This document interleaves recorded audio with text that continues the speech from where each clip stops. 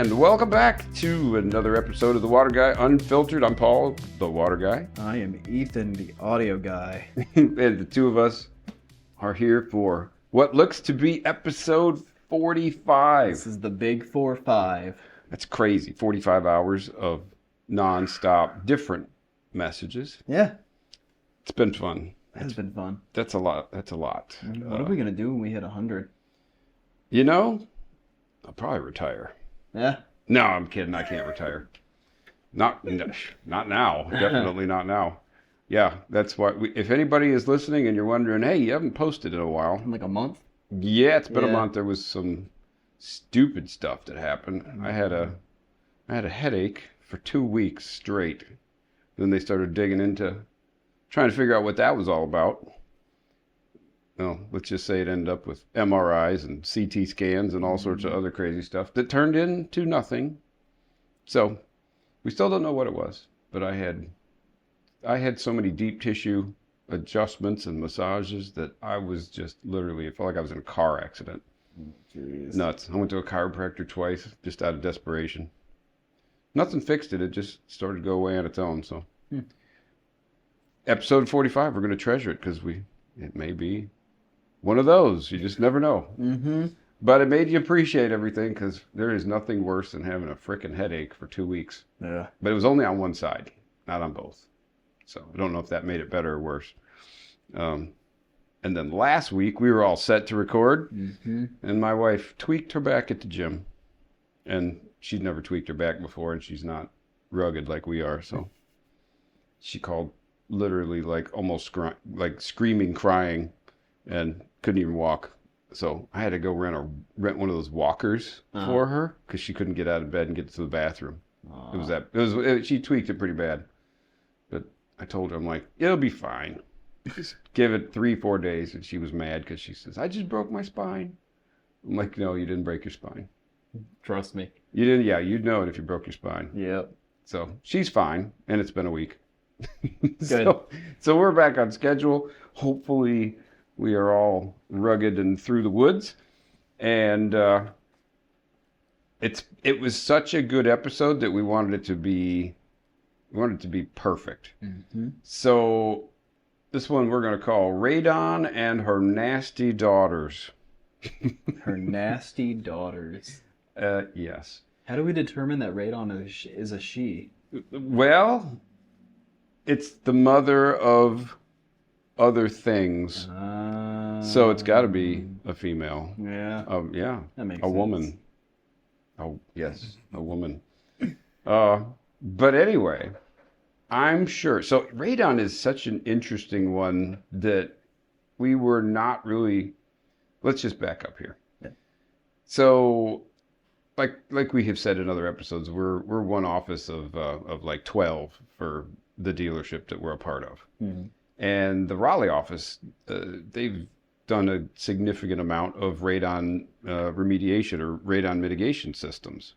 So we, of course, were like, oh, well, maybe we've got radon up here. So there's specific, and when I say radon, I'm not talking about radon in the air. I'm talking about radon in the water. Mm. So I kind of jumped right into an explanation. But let's just say we were testing for radon, regardless of how, and we kept coming up with nothing up here. No significant radon. And we tested like 3 or 4 times, and we're like, oh, well, we must not have radon. That was years ago. We did have one customer that had radon, found out on his own, and that turned into a pretty big deal. But that was like 9 years ago. So it really wasn't worth pursuing for the most part. So I kind of got sucked into something, because through those relationships, there's it's kind of funny. Radonaway is the name of the company where we get our aeration systems from, because they're, in our opinion, those are the best. And they actually have their own testing lab. So nice. It's kind of like a one-stop shop. They can test, you can find out exactly how bad it is, and then you can do different systems. And they deal with radon in the air and radon in the water. We don't mess with the air, like I said before. which is a great place for me to go ahead and just kind of explain what the heck radon is. So those of you listening have probably heard radon. You've probably heard of a radon test, or you've heard of somebody that's had a radon system in their house. Realtors hate the word radon because it sometimes results in derailing of an entire deal. Because radon is not, it's not a nuisance. This is something, it causes cancer. So. Okay. Yeah. Yeah, it's one of those things. It's not a, maybe I should do it. This is if you don't do it, you're probably going to die. Yeah. It's that serious. So let's go ahead. I'm going to jump right into some of the notes here. And it is, let's see, we are shooting this in the middle of November. Right around the corner, January is National Radon Action Month. Really? Yep. So we're trying to ramp everything up, drive some awareness here, and there's a couple of reasons why radon is, why I can see them picking January. Well, radon is a gas. What the heck does it come from? And the answer is not as easy as you might think. So there's three main causes of radon. You have radium, and you have uranium, and you have thorium. Starting to make sense why it's cancer causing. Yes, starting to make sense. Now, thorium is, we like to joke around that that's what happens after a long week in the gym. You get thorium. Da-da-da. Okay, yeah. Enough of the dad jokes. So, don't worry, there's more coming. Good. So, let's start off with radium. So radium actually is one of the biggest contributors to it. It decays into radon. It's such a bizarre, the whole metamorphosis thing, how something can decay and turn into something else is just weird to me. That's why chemistry was always one of those like things, because I can't imagine or visualize something just transforming on its own. Right. But that's what happens. Radium turns into radon. Radium was in great demand as an element for cancer treatments. But it's kind of interesting because radium also causes bone and blood cancers.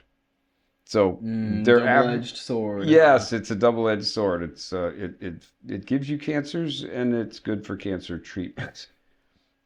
So bizarre. This whole episode is just going to be bizarre. Awesome.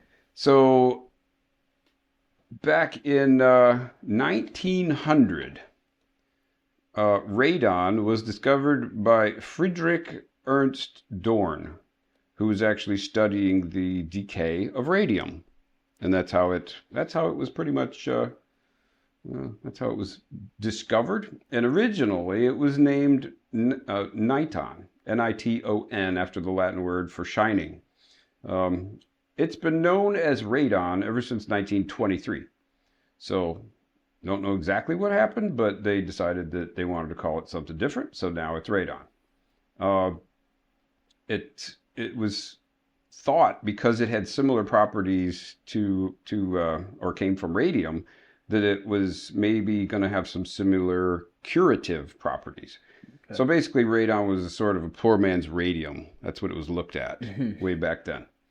And then after World War II, that was when we really started looking to gather uranium for obvious reasons. World War II, the whole nuclear bomb, ba-boom. So they started noticing that there was an unusually high incidence of lung cancer among uranium miners. Interesting. That led them to go, there's some stuff going on. And they started eventually establishing occupational limits for radon concentrations in uranium mines. Very interesting stuff. There, in Virginia, because that's where we're broadcasting out of here, we have the Virginia Triassic Basins, specifically the Solite Quarry, which is situated in the middle of the basin. The quarry is situated in the middle of the basin, where it straddles the North Carolina-Virginia state line at Cascade, Virginia. The solite sedimentary rocks are considered to be among the richest and most productive Triassic terrestrial sequences in the world. That was a quote from Fraser back in 1996. I didn't coin that one myself. A Triassic basin, you might ask, the heck is that? It's a rift valley that formed during the Triassic period, which was 252 to 201 million years ago, when the supercontinent of Pangaea began to split apart. So, these basins are characterized by sedimentary rocks like sandstone, siltstone, and mudstone, which I had never heard of. Mudstone. What is mudstone? You may ask, but must not be that important because we've never heard of it. But anyway, those sandstones, siltstone, and mudstones filled the valleys as they sank when the continents pulled apart.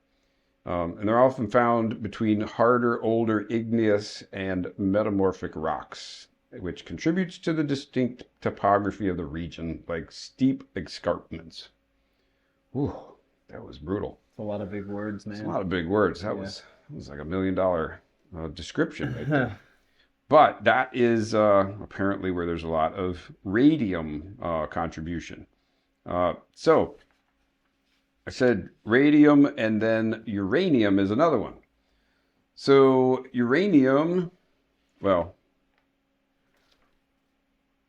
uranium-bearing metamorphosed rocks, volcanics, and granite intrusive rocks that can be highly deformed or sheared tend to be good geological sources of radon. These are found predominantly in the Appalachian Mountains, the Rocky Mountains, and Basin and Range, the Rocky Mountain Basin and Range. There's glacial deposits derived from the uranium-bearing rocks and sediments. There's marine black shales that are found in the Appalachian Plateau and the Great Plains.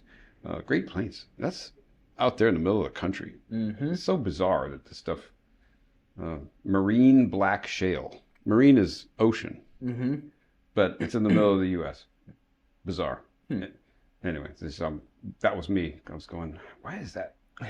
Just weird. But anyway, more marine black shales to a smaller extent in the coastal plain, the Colorado Plateau, and the Colorado Basin and Range. And then there's some high iron soils that are made out of carbonate in the Appalachian Plateau, Appalachian Mountains, and coastal plain.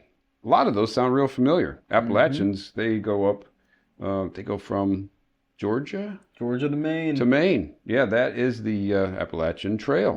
Have you done the Appalachian Trail? Not yet. It's goal though. How long does it take to do the Appalachian Trail? Months. You better be glad you're outdoors. Because it sounds like there's a whole bunch of radon coming out. Everything that I've mentioned keeps going back to the Appalachians, it seems. But yeah, so radium and uranium, both are just miraculously decaying into radon.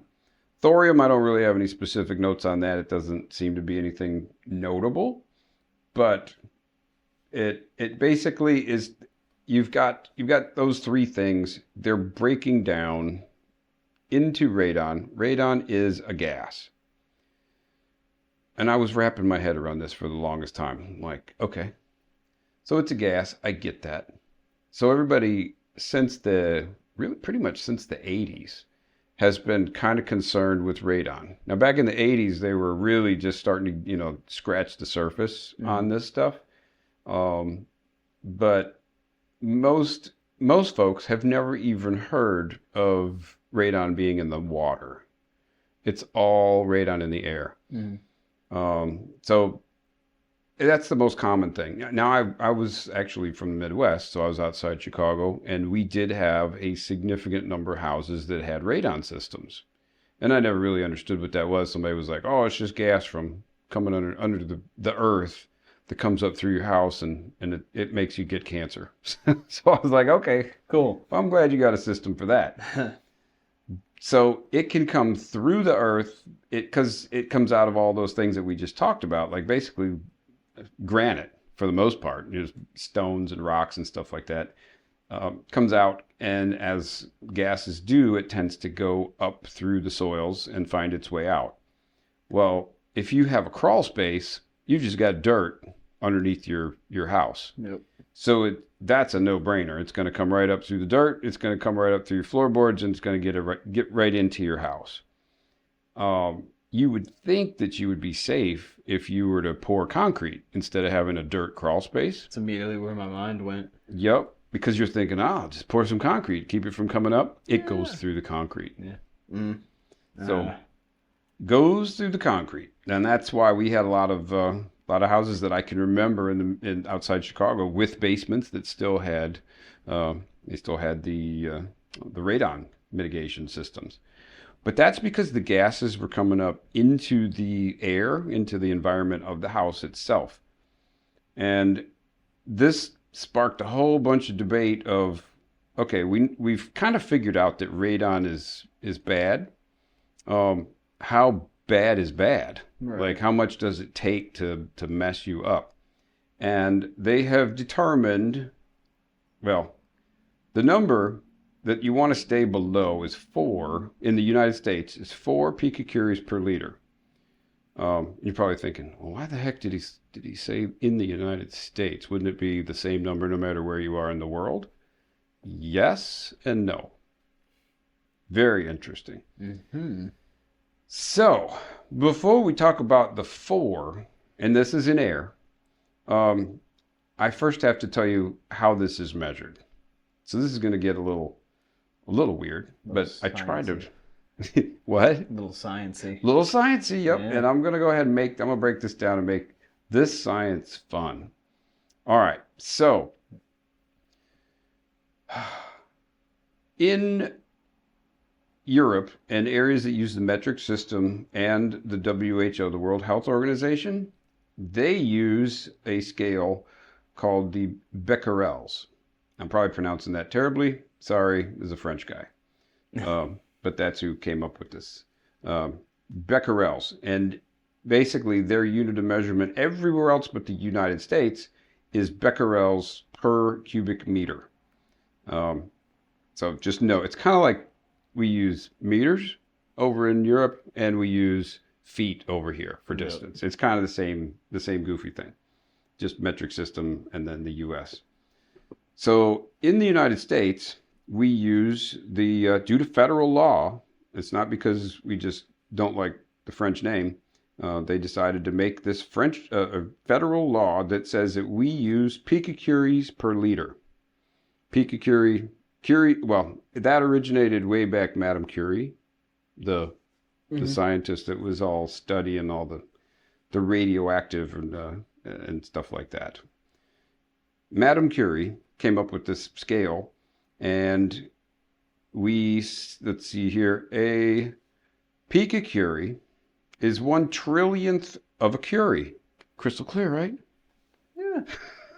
So a picocurie is 1/trillionth of a curie, and that equates to 0.037 disintegrations per second. And you're probably going, what in the world is he talking about? So remember I said this stuff transforms into other things. Mm-hmm. It's actually putting off, emitting particles as it's morphing and changing into other things. So that's how it's measured. It's these disintegrations. So 0.037 disintegrations per second. That's what that really translates into. So the becquerel is 1 disintegration per second. So they try to make it a little simpler. And then you're thinking, just give me the doggone conversion, Paul. So 1 picocurie per liter is 37 becquerels per cubic meter. So it's 37 times. The becquerel system is 37 times bigger than the picocurie measurements. That's all you have to really remember.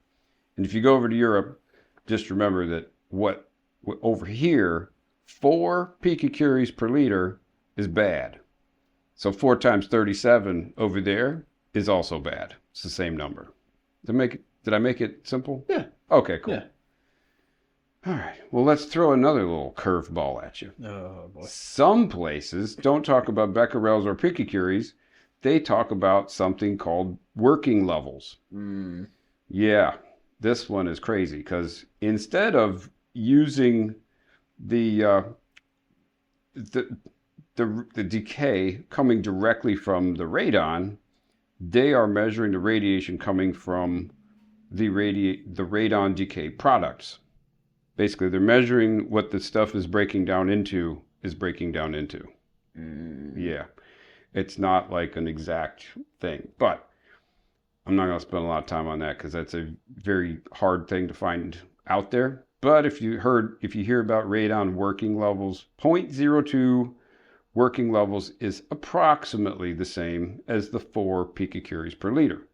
And I keep coming back to 4 because in air, that's what the EPA has agreed on and has made a very strong recommendation that you should not exceed. Kind of makes sense. So 4 picocuries per liter, that's the bad mark. 0.02 working levels, pretty much the same thing. Or 37 times 4, I should have done this math, that's 74, 148 becquerels per cubic meter. Those are all the same thing, and those are the levels you want to stay below regardless of where you are in the world. But here in the U.S., 4. Just remember 4. They do say that nearly 25% of all U.S. people, 25% of the population, is most likely exposed to high exposure of radon here in the U.S. That's pretty significant. Yeah. I'm not talking about a 1%er. So, pretty bizarro. So, did that make... We know that it's a gas. We know where it comes from, and we know what the bad number is in air. All right. Deep breath. All righty. So there's some areas, and we're going to get like Virginia specific here. Yeah, I'm seeing that map right here. Okay. That's a great map. So if somebody were to go to the EPA, www.epa.gov/radon, you can pull this map, actually the map system up. We've actually pulled up and gone to the state of Virginia. They get mad if I say state of Virginia. It's the Commonwealth of Virginia. Commonwealth, meaning communism. Everybody shares everybody's money. But anyway, that's another episode. But anyway, yes, this map of Virginia is quite interesting. It's kind of funny today. Perfect timing, as a matter of fact. We don't get a lot of stop-in customers. We don't sell burgers, stuff like that. If somebody stops in here, it's because they probably made a plan to stop in here. They just didn't drive by and go, "Oh, I need water. Let me talk to these folks." Just stop. Yeah. Yeah, we very rarely run into that. But today, we had he's actually a realtor, and he's actually got a lot of relationships, we'll say, with a lot of builders, and he covers a really big territory actually, like Charlottesville to north of Fredericksburg, down to North Carolina, Williamsburg. I mean, this guy covers a big area. I was very surprised. So it was funny because he came in and we had no idea what he was going to talk about. And I'm here just brushing up on all the latest questions that I had on the radon thing before we go live. And he says, "Oh yeah, I had this house and it just got tested for radon." He's like, "Yeah, did you know that there's radon around here?" And I was like, "Actually, I know that there's radon here. And were you on east side or west side of I-95? He looked at me like, "What?" So I pulled out this, I said, "Give me 2 seconds." And I pulled out this map that I already had in the other room. And this map, and Ethan's looking at this thing. If you can imagine, it's like these stripes or swaths of different colors. Yeah. Pretty much the right quarter of Virginia, it has yellow coloring all around it. And yellow coloring is denoted as having low potential for radon. And this is all based on geology and everything underground. And then it's so crazy because I-95, which is, almost everybody here on the East Coast knows I-95. Almost as soon as you cross and you go on the west side of I-95, it transfers from a low potential yellow area into a high potential threat, like red zone. Yeah, like it's just almost, like immediately. Yeah, like right on the road. It's like the road was put there as this warning system. But it was kind of funny because this realtor, he was looking at this map. He's like, "Oh my gosh." And it all made sense because earlier on the podcast, I said we had done testing. Well, it just so happens that all of the testing that we had done that came back with like zeros was all on the yellow side, the low potential. We had no idea that we just happened to be testing in the wrong side of I-95. So we are now kind of accidentally got pulled into some situations in Powhatan. And there's a huge amount of radon in Powhatan.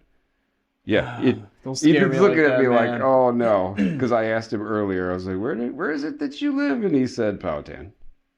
So I didn't tell him that he's in the red zone. In the red zone. So we may have to test Ethan's water here and find out exactly how horrifically bad it is. Yeah, that wouldn't be good to find out that you have radon in the house.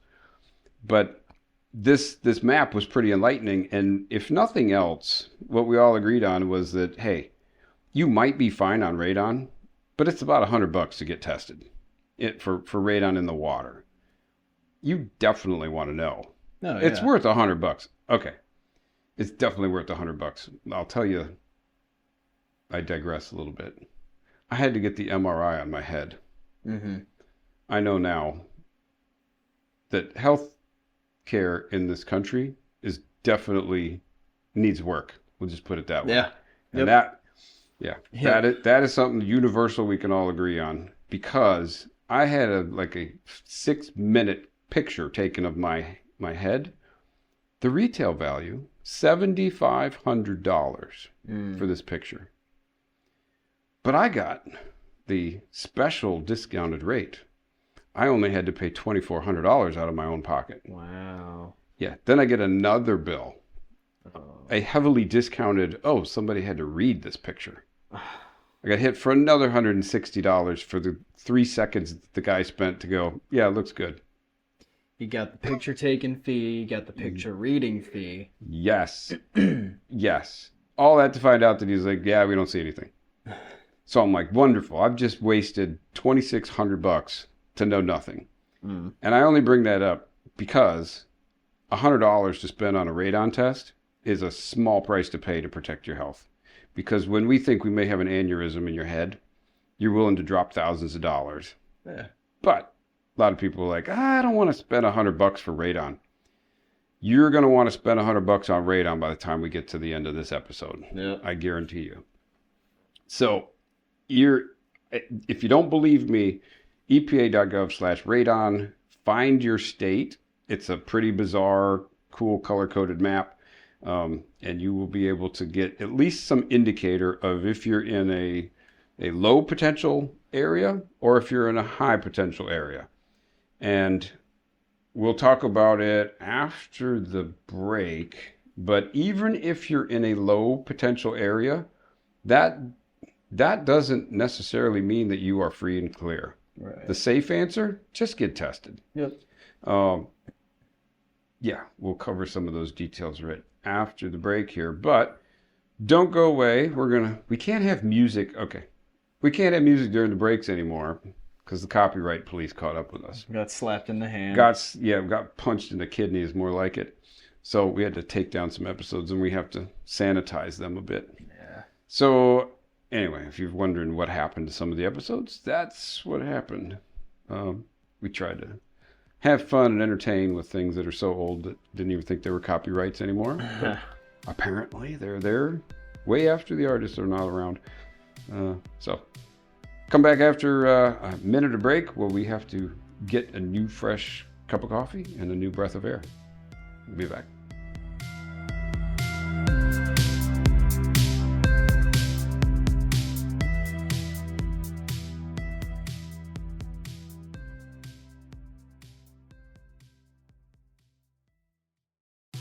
Hi, I'm Paul, host of Water Guy Unfiltered. If you're looking for fun topics like landfill juice and the history of coffee mixed in with things like haloacetic acids and the forever chemical PFAS, you've come to the right place. Check out Water Guy Unfiltered and learn the raw truth about water stuff, where it's educational and informative with a shot of humor just to keep it fun. We started as a weekly radio show, and now we're podcasted everywhere. Join us.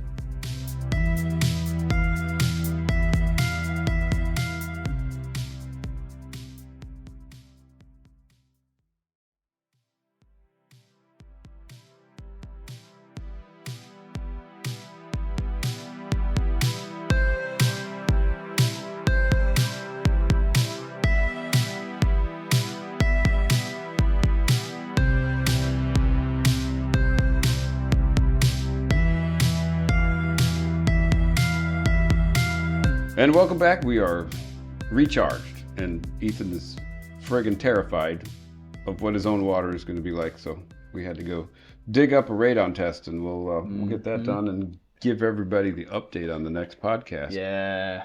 Because the good thing about them is you got to do it right. Right. You got to literally understand exactly how to collect the sample. So it's not one of those things I would recommend just anybody do. But we're going to go ahead and get that thing collected, and it's once it's done, it gets sent on in, and it's usually, I have results usually in 24 hours once they get it. So if we test Sunday, gets in the mail Monday, I might know by the end of next week. Cool. Yeah, then you'll know if there's anything terrifying, Scary in there. But we were talking before the break about I-95 is like the dividing thing, and there's a cool color-coded map on the EPA.gov site. But it's kind of funny because this yellow zone looks, if I was living over here in the yellow, the low risk, low potential zone, I'd be like, oh, I'm great. I wouldn't even waste my time. But, quote, radon doesn't care where the county line is. That was a pretty interesting study. There was a couple of dudes, Cast is one of their names. They did, let's see here, 200 homes at the time of this publication that they had out there. They tested about 200 homes in the Williamsburg, Virginia area, which is definitely right in the middle of the yellow. And you would think, oh, no problem. Well, if you are listening to this and you are in zip code 23185, there was 15% of those homes that were above the action level of 4 picocuries per liter in the home. But if you were in 23188, it jumped from 15% to 39%. So almost half the houses in that one zip code were above the 4 picocurie mark. So don't assume just because your map says low potential that you are good, because that was an actual study that really throws a monkey wrench in it. And my big question was like, what in the heck? Why would they have these anomalies like that? Well, apparently whale bones are typically high in uranium. Who would have thought? And are big, quote, big sources of radon gas. So don't store whale bones in your home. That's just, I don't know what else to say about that one. They have found other fossils that have radon-producing materials, but the good news is the shellfish fossils, like Chesapecten jeffersonius, which is Virginia's state fossil. I didn't even know we had a state fossil. But those are clean, do not really produce any radon. So that's good. It's an extinct scallop, in case you were curious. It was calcium carbonate, and it is not chemically conducive to absorbing uranium over the millennia. Other fossils are phosphate. Phosphate is the molecule that bonds to the uranium. Bones and teeth are phosphate. So anything with bones and teeth apparently is probably not good if you have a whole bunch of it lying underneath there. But that covers don't assume that you are safe. Well, you're probably thinking, all right, well, how bad is this? radon causes 21,000 lung cancer deaths every year. That's from radon in the air. This next part's going to sound pretty terrible. We've had this rash of radon situations all of a sudden. It's just weird. We'll go years and years, and then all of a sudden, boom, I'll have like 3 or 4 all in a week. And that's exactly what happened. And I had a potential, we'll just call her a potential customer, and she called me out, and she had, what was it? 36,000 in her water. Okay, I should back up. I've been pounding on the 4 in the air. So in water, so I kind of screwed up the whole order. I'm going to have to back up before I talk about stomach cancer here. Back up to the 21,000 lung cancers per year. That's because you're breathing this stuff in. We're going to postpone the water part of this for right now, which is bizarre, but trust me. So that's a lot. If you eliminate lung cancer deaths from smoking, radon is actually the number 1 lung cancer causer in the U.S. Really? Yep. This is the number 2 biggest cause of lung cancer. Number 1 in non-smokers. Crazy.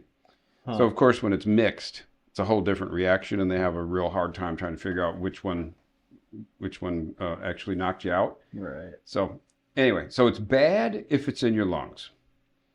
I started telling the story about the stomach cancer. If you have radon in the water, if you ingest it, if you drink a whole bunch of water that has radon in it, there's not a terrifying number of deaths every year. Actually, the estimate, and I say this with a lot of guard, because they say 20 deaths a year are attributed to radon in stomach cancer. So, number 1, that's a really hard thing to figure out, that radon caused stomach cancer, because it's gas. It's poof, it's gone. Yeah. They probably misdiagnosed a lot of these things and said, oh, it must be something you're eating. I doubt a lot of folks went out there and actually tested the water for radon, because that is such a crazy rare thing. Even the realtor today that came in, he's like, I had no idea that it could be in the water. And I'm like, yeah, it comes up through the earth, but it also comes into your home as water, in the water, like kind of like carbonation in your soda. And so if it gets into your water, it makes sense, right? Your water is underground. It's going to absorb some of this stuff. And your aquifers may or may not have the same or similar levels that is coming up through the dirt. So you might be clean. You might not have any radon in the air from just radon coming up through the dirt, but you may have a whole bunch coming in as water. Right. And vice versa. You could have, none in your water, and you could have a whole bunch coming in through your foundation of your home. So test your water. It's worth the $100. Get the, I don't even know how much the air testing is. We don't do the air stuff yet. I throw that out there as a caveat, because I really have no desire to get into the whole air mitigation system. We're in the water thing, and I really don't want to get too far out of our lane. Yeah. And we have there is another company that so far I think is a good person to refer anybody that has any mitigation in the air. But yeah, we do water because that's what we do. We're the best.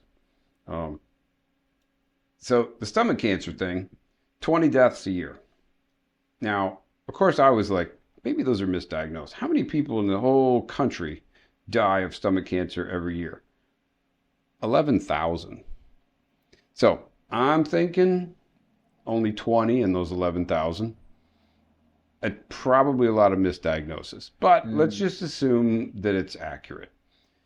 So I had this customer, and she had, I think it was 36,000 coming in the water, and the maximum in the water doesn't exist. It's a trick question. Really? It's a trick question. Yep, I tricked you. You're probably thinking, oh, what's the number? If she was at 36,000, how bad can it be? So let's just say that this thing has been a mess. There was, where the heck did I put that sheet? Those morons.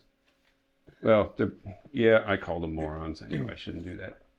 The University of Maine, they're morons because they need to take something off of their site. They have something out there that says, until you get to 20,000 picocuries per liter in your water, you don't need to worry about it.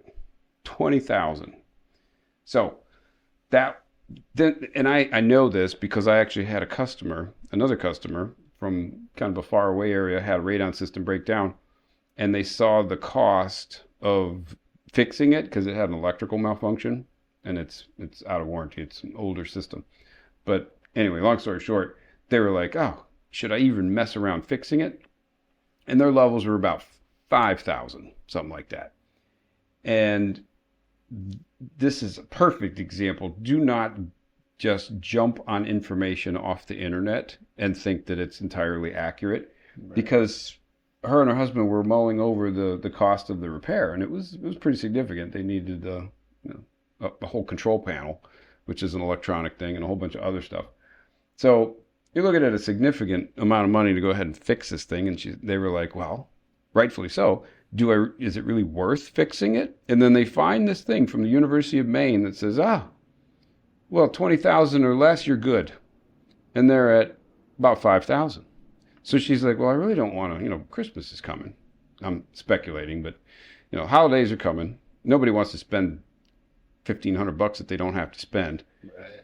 And now it looks like we're only a quarter of the way to what the University of Maine says is the max. Well, I'm digging into this going, I don't even know what the heck she could be talking about. I never heard of a 20,000 picocurie limit. That's just crazy high. Right.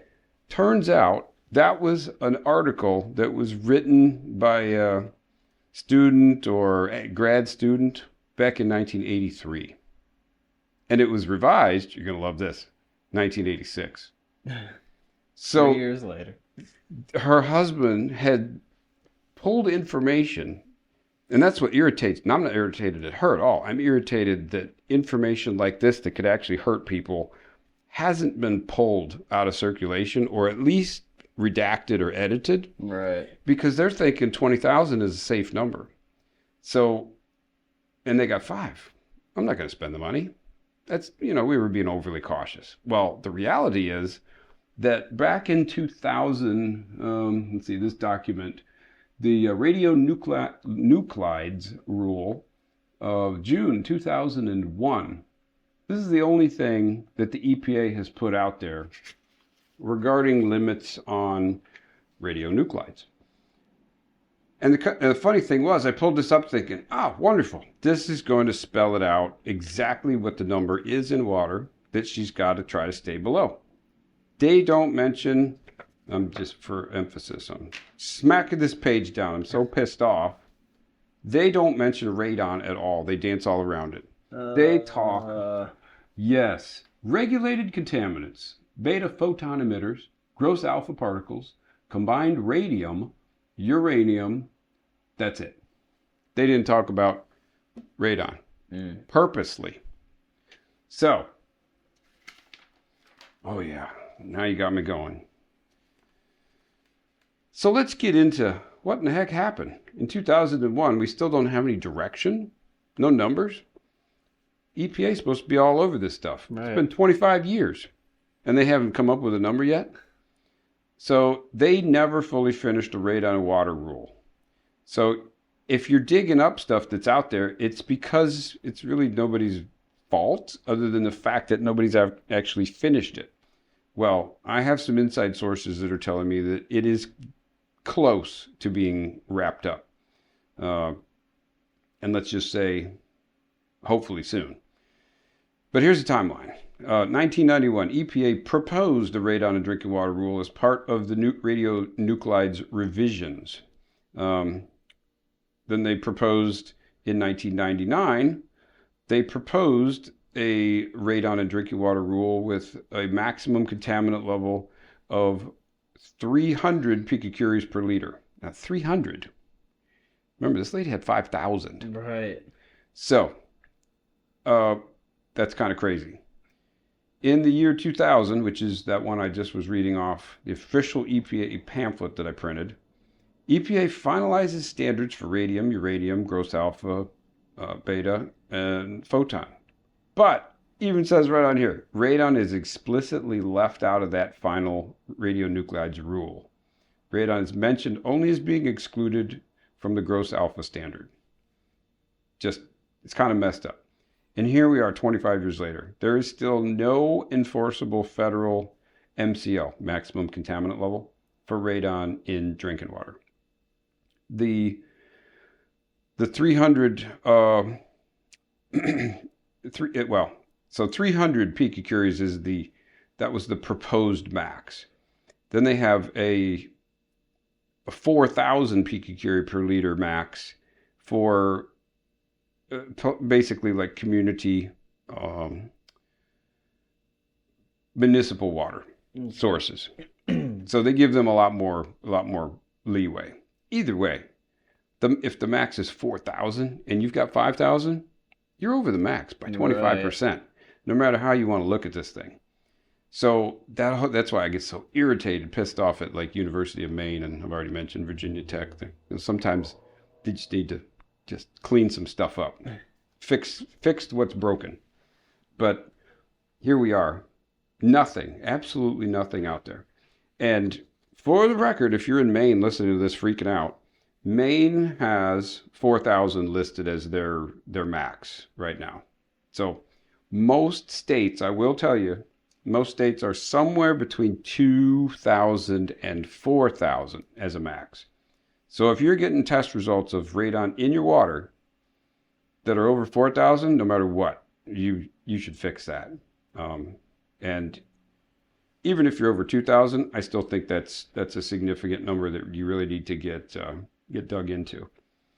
So that's kind of crazy. But I was going off of the stomach cancer thing.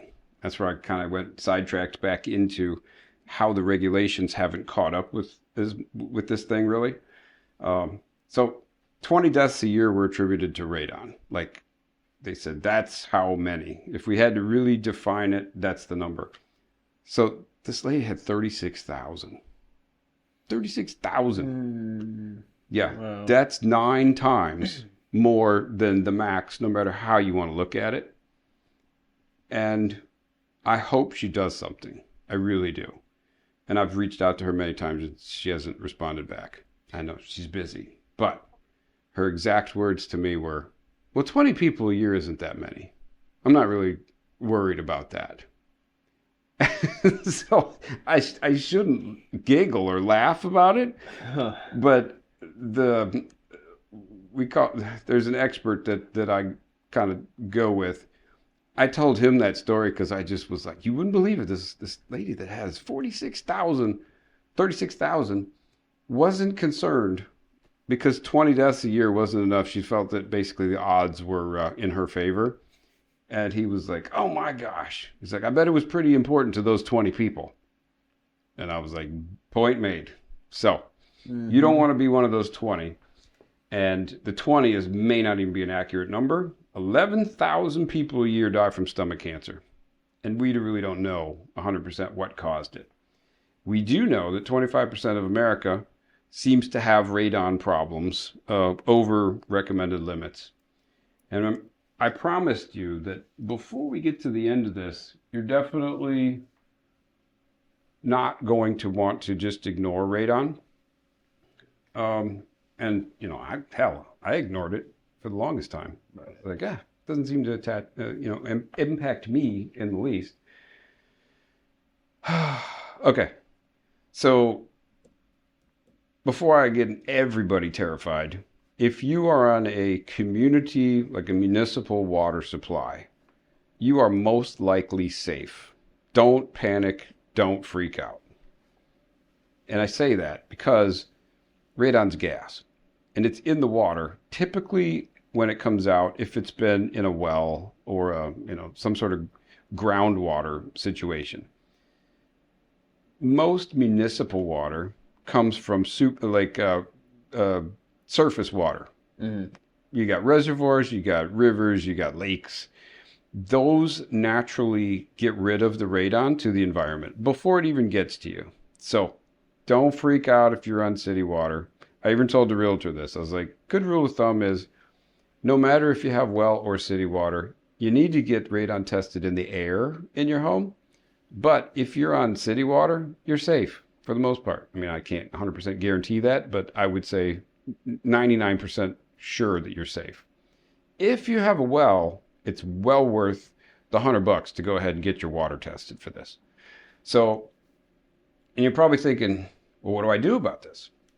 Well, to understand how to treat the radon, you have to understand radon's nasty daughters. See, it's all making sense now. So I told you that radium, uranium, and thorium break down and create radon, which is a gas. What I didn't tell you is that that gas doesn't stop right there. It continues to go ahead and break down. And when it breaks down, it turns into polonium-218. And then that turns into lead-214. And then that turns into bismuth-214. And then that turns into polonium-214. I said I wasn't going to make a joke about it, but polonium, I'm not talking about Prince's girlfriend from 1983 to 1984. That was Apollonia, not polonium. Dun-dun-dun. Okay, no more dad jokes. Eventually, it breaks down into lead-206.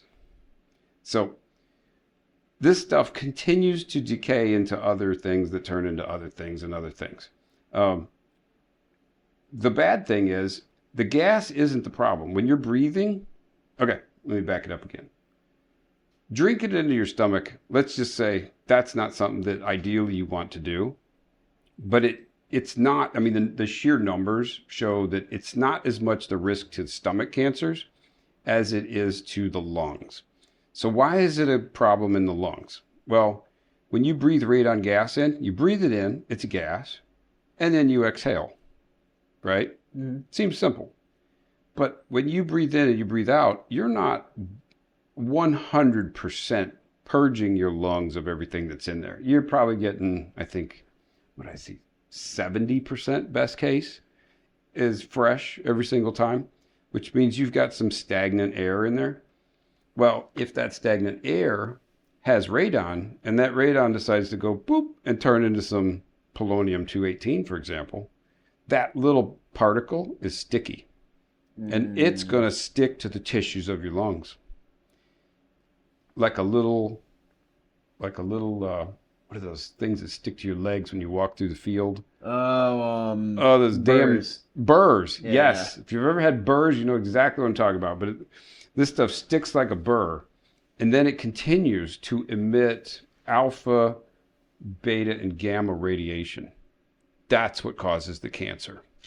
So I was like, well, how the heck do you get rid of these burrs, so to speak? You can't. They're in there. You can't like go in there and clean your lungs out. Mm-hmm. So you just start accumulating these things over time. And like I tell people, you're not going to poison yourself overnight. It's long-term exposure. And that's exactly what happens. So if you've got it in your air in your house, obviously you're exposing yourself to it all the time. But if this stuff is in your water and you're taking a shower, I don't know about your shower, but my shower has 4 walls all the way around it. And usually they go up past my head. So the water comes from being under pressure, like opening up a bottle of Sprite, and all the fizz comes out. Well, that fizz comes out in the shower with me. And I'm in there breathing all of this gas that's coming out of the water. Here's the terrifying part. Do you think that radon gas is lighter than air or heavier than air? Take a wild guess at it. I feel like this is going to be a trick. I'm going to say heavier. It is heavier than air. You are correct. So that's the scariest part about this. Your shower is basically filling up with this stuff. You're sitting there until you open that door. You're just in a gas chamber. Breathing stuff that gets into your lungs likes to set little burrs, little radioactive burrs, and they're sitting there for who knows how long. I don't even know. I should have already figured that out, but I didn't. How long they're going to sit there and emit radiation. And as we all know, radiation, it disrupts, let's see here. They attach to the bronchial walls, the alveoli, and the mucus lining, as well as deep tissue surfaces. When they're in there, the scary thing that they do, emitting alpha radiation directly into the lung cells, and alpha radiation is heavy, high energy, and extremely damaging to DNA. So it causes cancerous cells to form. But it's only dangerous when the source is inside the body. So, and that's the problem. It's stuck inside your lung, just sitting there like a little smoke detector with a low battery, just beep, beep, just sending out some nasty radioactive stuff. So, it stays forever. And they call these things the radon daughters. That's why I stuck with that. What was the other thing they called them? Oh crap! I don't remember. It was daughters or pit. It doesn't matter. Brain is not all the way 100%. But anyway, end result: this stuff stays in your lungs for years, accumulating damage, and then it causes permanent lung tissue problems that will cause eventually cancer. People realize cancer when you say it. So don't get exposed to something that's going to cause you a lot of problems later on. We have a couple minutes. Dartmoor Prison over there in England. This whole place was built with granite, and it's of course a prison. It's not, a 5-star hotel. Right. Sucks to be in the basement of that place. Well, it used to be, but they ended up closed in August 2024, just last year. Really? Yes. I know you were waiting for me to say like 1943 or something. Yeah, like 1976 or something like that. No. This place was open until August of last year. Wow. That's crazy. So they were looking at levels that were 10 times over the recommended limit. 10 times. And there are a lot of pending legal claims from the staff and the prisoners. We were joking around here today. The worse the crime, the deeper in the down. Put that one in the basement. But yeah, I feel bad for the staff, not necessarily the prisoners. They did something pretty bad to be put in that prison. Yeah. But anyway, yeah, they're suing, but they are dropping like flies. 10 have already had cancer, and 2 have died out of the entire group that decided to sue them. Trying to think, was there anything else we covered? That was everything. Nice. And we're right in there. So did I scare everybody? This is what we call tough love. Yeah. You need to be scared while you can still make changes. Yeah. It's kind of like if you're a smoker, stop smoking. Continuing to do the same thing is only going to result in less healthy. So a more concentrated result. Yeah. I mean, I feel good. The fact that you're terrified. I don't like scaring you. I'm glad I terrified you. Yeah. I'm glad I terrified you because you needed to know. Like before this episode, you had no idea. You were just living in bliss. Yeah, it's just like, it's water. It's a well. I'm out in the country. It's fine. The shower is so relaxing. Mm-hmm. Yeah. Yeah, all these folks that are like, my water's fine. I've got a well. Oh, yeah, we got some stories to tell them. Mm-hmm. Sure you do. Yeah, let me come test your radon. Yeah. And yes, one last stupid thing. That you'll see a number out there about 10,000 parts of radon in the water converts to 1 part of radon in the air. That's a crap statement that I don't agree with that one.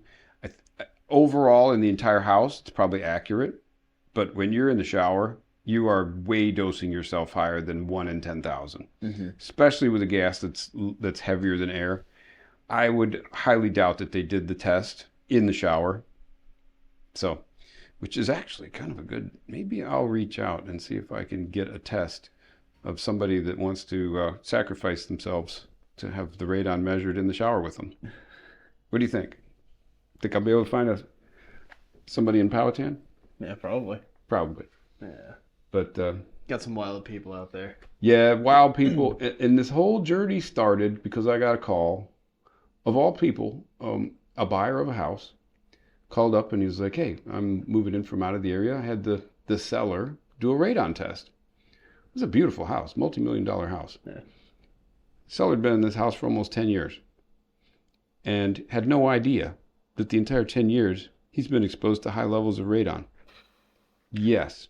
I was out there and he was nice enough to let me kind of scope it out because I had to give the new prospective buyers kind of a heads up on what they were going to be looking at to go ahead and fix this. And I'm talking to the seller, and by the end, he's a super nice guy. And by the end of it, he was like, okay, that's great. And I said, here's my number. Call me if you have any questions. He ends up calling me that night. He's like, my wife just got home, and she wants to know, can I cook and drink this water? And I was honest. I was like, look, knowing what I know, no, if this was my house, I wouldn't be drinking it. I wouldn't even be showering in it. And he kind of freaked out. He was like, oh my gosh. I'm like, yeah, this is a real deal. Yeah. And then he's thinking, oh my gosh, what have I done to myself in the last 10 years? Yeah. What kind of damage did I not even know about? So take that as a story. He didn't want to wait till closing. He actually said, we need this fixed. We need it fixed like tomorrow. So we didn't fix it tomorrow, but we fixed it a week later. By the time I got everything that we needed in there, and I feel better because another customer helped. We don't use pressure, we use love. Tough love, but it's love. Tough love sometimes, but well, hopefully this was a good one that can give everybody a little bit of nugget here and there, and you've got some tools no matter where you live. Go on the epa.gov/radon website and at least get started, look at the map. You might be shocked at what you see. Yeah. And holy crap, I just realized we talked about a whole bunch of stuff, and I didn't even tell you how to fix this. How do we fix it? Okay. What can we do? Because this is an interesting dilemma. So, and now, you got to remember, I am not talking about radon in air. That's a whole different animal. That's a system that basically kind of sucks the air out of your house before it gets to your house. Right. So I'm talking about how do we fix the water that's coming in? How do we fix the radon that's coming in with your water?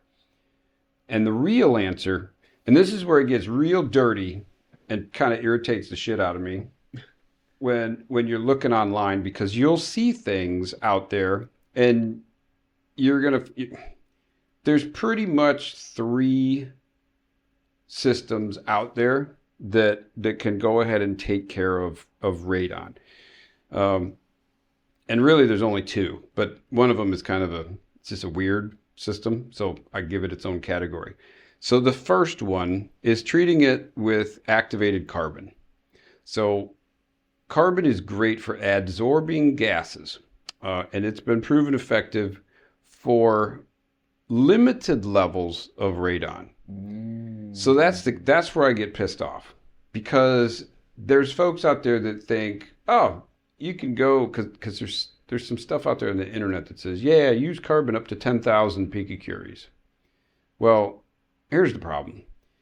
The reality is, and this is all going to be formalized and kind of made more public pretty doggone soon, but word on the street is that it's about to be kind of redefined as about 3,500.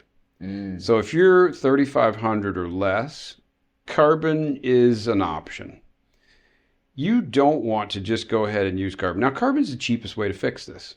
Just being honest with you, you're talking $4,000 to $5,000 to put a good system in. Now, there's some crap that you can get from China and some fly-by-night guys that'll stick some stuff in for $3,000 and you'll never see them again.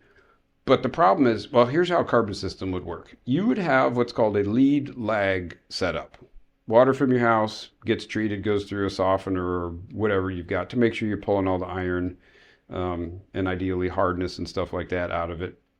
And then before it gets sent to the house, it's going to go down through a tank full of carbon, activated carbon.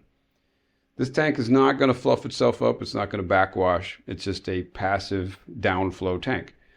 And by the time the water gets to the bottom, the radon has been adsorbed and basically grabbed onto by the carbon particles.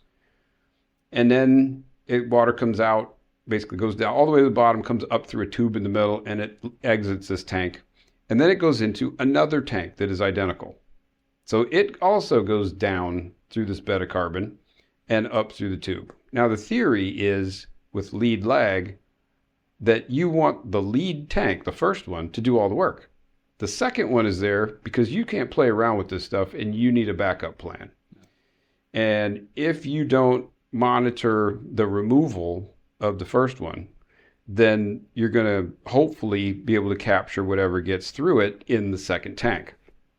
So you're probably thinking, oh, well, why can't you just, keep using more and more tanks? Well, the problem with all this is that, remember, radon keeps turning into its daughters. And these daughters emit radiation, and they're accumulating because you got more and more water going through this. So eventually you have these radioactive tanks that are sitting in your house that are collecting radon. And you get to the point where if you don't service these things regularly, and when I say service, I mean the first tank comes out and gets disposed of. We don't use it for anything else. And the lag tank gets moved to the first position, and then we put a fresh one in on the lag, and you keep doing this rotation basically indefinitely. But I remember during the radon training years ago, they had these horror stories up on the upper East Coast where they had tanks. You could see them like set up next to a wall. Well, the scary thing is, this was in a basement. Well, on the other side of this exact wall, literally backed up to where the tanks are, is the couch in the basement that everybody watches TV at. So you're sitting there with your back against a wall where there's a radioactive tank on the other side. Yes. I don't even have to explain how bad that is. Yeah, that's bad. That's when you have to go in with Geiger counters and you can't go over certain bridges because the radiation detection that they have on there to make sure terrorists don't bring dirty bombs over. When that stuff goes off because of something you took out of somebody's house, that's bad. You have a dirty bomb in your house. Yeah. So I am not at all a big fan of using carbon. And we just had somebody that decided to go with somebody else, probably because he came in there with some cheap stuff. Because I said, look, I don't recommend you using carbon with the levels. It exceeds what you're supposed to have, what we're supposed to be using carbon for.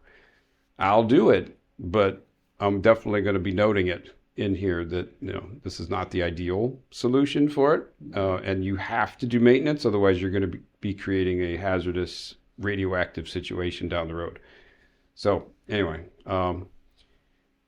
chose not to go with us. I still really don't know why, because he did something, but I'm assuming it was somebody more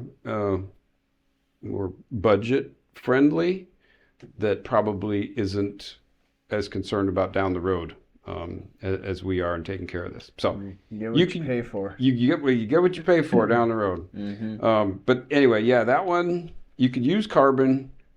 And despite what you're going to see on the internet, 3,500 is a number that you should try to stick to as an absolute maximum. Gotcha. Ignore that 10,000. All you're going to be doing is creating a really big problem for yourself later on. And you think it's expensive to go ahead and service a tank.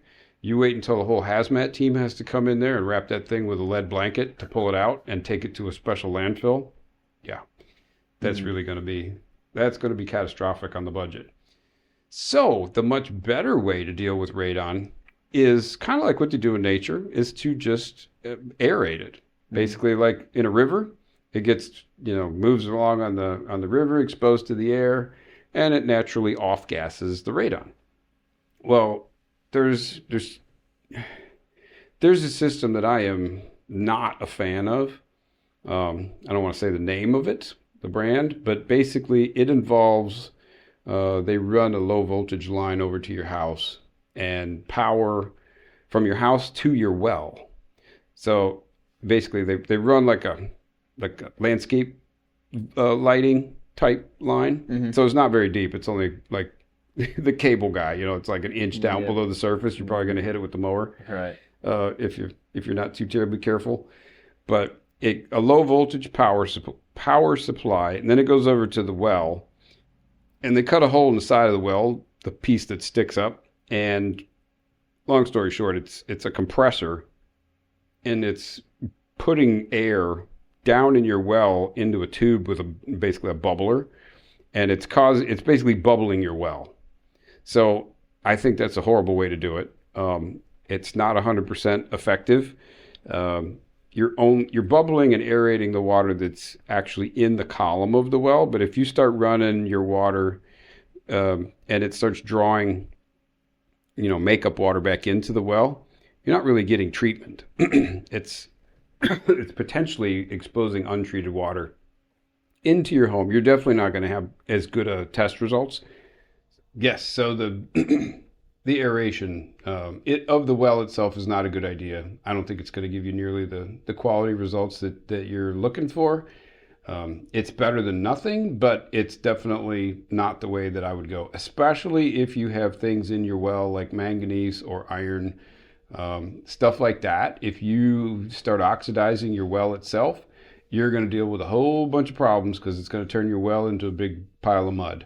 You're going to burn the pump up. It's going to just be a nasty, terrible mess. It's going to be gross. Going to be gross. Yep. Iron will plug your pump up, and you're just going to wonder, why in the world is my house always looking terrible? So there's that one, and I kind of give it its own category because it's aeration, but it's at the well aeration. Not to mention the fact that now you've got a source of concentrated radon coming right there at the well. And, depends where your well is. I mean, if your well is around your kids, your pets, stuff like that, then you're exposing them to radon, just not in the water. So there's that. And then the best way to do it is to actually do an aeration system where the water comes into to a location. It doesn't necessarily have to be in your house. You can we had one customer that had a storage building built, and we grabbed the well line and actually took the water, ran it through softeners and things like that, and then we aerated it in these different systems that we have, and it kind of bubbles and aerates the water, but it does it a lot more violently and does a great extraction. And it vents the radon gas to the exterior up where it's a lot better to deal with. Basically the same concept as it follows the same building codes as sewer gas. So where you've seen those pipes sticking out through people's roofs, does the same kind of concept as that. So that's the best way to do it. We had the one that we put in. I think his results went from 7,500 down to less than 100. It was crazy good. It was almost non-detect. So those are three methods that are out there. And actually, I presented them in the order of cost, typically. The aeration systems are not the cheapest. The mid-range one, the one that's at the well, in my opinion, is ridiculously overpriced for what it is. It's probably twice as much money as it should be. So I would just spend the extra and do it the right way if you can. So that was it. So I know we went a little long, but I can't believe I forgot how to tell everybody how to fix this stuff. We remembered before everything ended. Yeah, we did. And then go to your state and find out if you have any state-specific radon requirements. Yeah. Like Virginia actually requires... Yeah, tell me let's see here. Tell me what Virginia wants. Virginia Department of Health requires that all professional radon testers and mitigators in Virginia be certified by either the National Radon Proficiency Program, the NERP, or the National Radon Safety Board, the NERSB. Yep. The building code, new construction 2021 Virginia Residential Code Book, includes an Appendix AF, radon control methods, which sets out testing, installation of radon-resistant new construction systems, and action thresholds.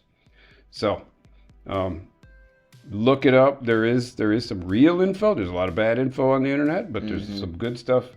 Make sure that the people that you get know what they're doing, and be safe, drink water. This is the water guy. I'm out.